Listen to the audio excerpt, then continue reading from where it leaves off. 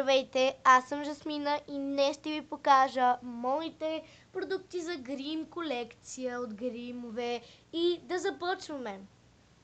Първото нещо е на L'Oreal, това са сенки. Нещото, което ми очува, че те са тестърчета, но иначе са доста хубави, така да се каже. Ето ги. Отвътре те са 3 на брой. Има една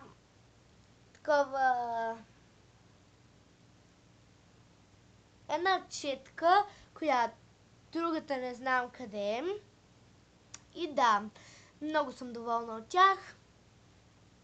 Но само тестърчета, което е малко зле, защото май няма ги вече. И да, това мога да кажа за Следващото нещо пак е на L'Oreal, пак са сенки, пак са тестърчета.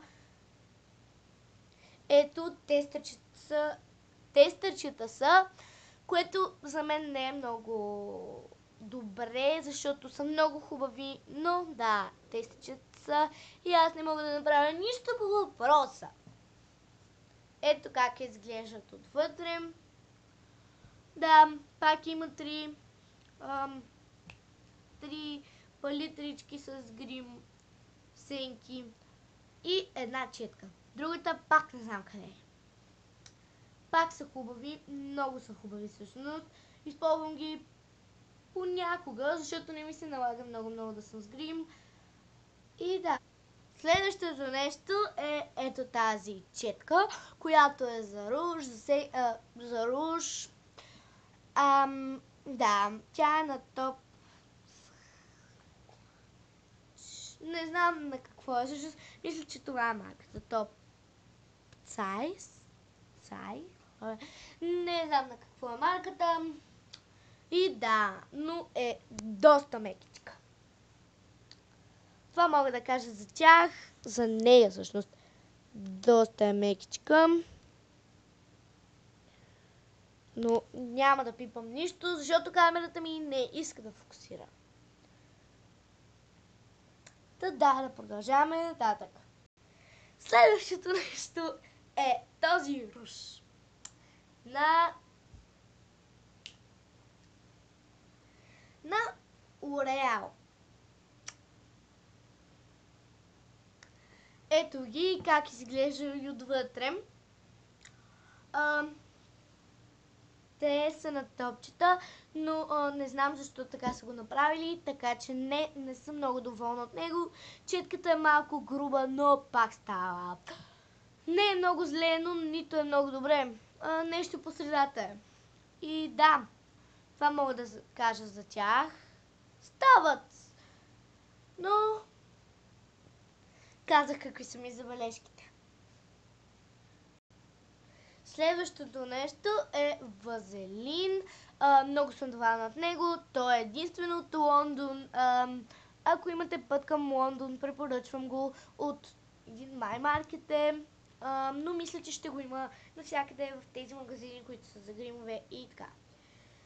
Много е хубав, препоръчвам го. Имаше няколко вида, но този май най-хубавия и да.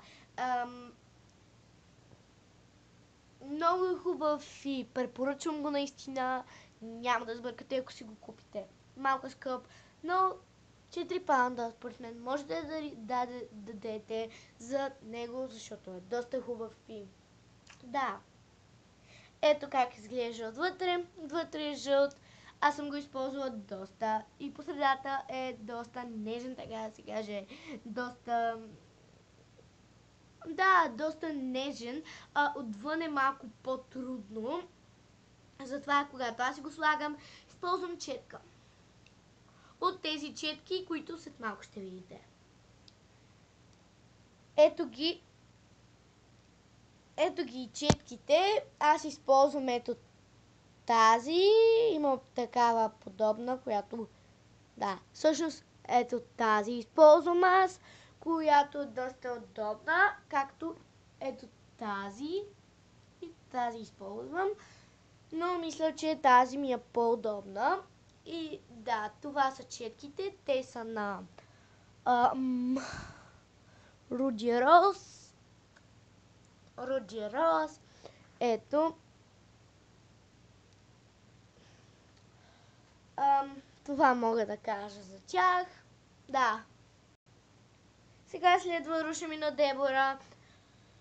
Той е трети фактор. Или не знам. Да, трети фактор е. Много е хубав. На мен много ми харесва. Моят цвят е... Разбира се, че трябва да е моят цвят. Много е хубав, както казах. Не прави кожата ти, как да кажа, като все едно има някакви ранички и на мен поне така ми се случва и на една моя приятелка. То да, препоръчвам го и да. Следващото нещо пак е на L'Oreal. Много е тази камера. Много е хубав и да, и не го препоръчвам. Да. Ето го, така изглежда той. Той е с два цвята и пак е тестен. Ето, има огледалце, също и четка, но аз не използвам тази четка. Аз използвам тази четка. Това е руш, ако не съм казала и съм забравила. Да почистим кадъра. Да, това мога да кажа за него. Ето тестаче.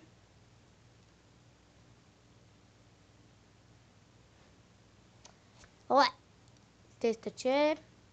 Ето. Връщам и много хубав и той. Препоръчвам го. Ако все още го имате. Последното нещо е това нещо. Това е гланц за устни. Аз използвам само гланцове. Не знам защо. Просто те ми харесват и този е един от любимите ми. Той е 7 номер. У него също съм доволна и пак го препоръчвам. Да, това беше последното нещо. Надявам се видеото да ви е харесало. Ако ви е харесало, дайте палец нагоре. Ако не сте се абонирали за мен, абонирайте се.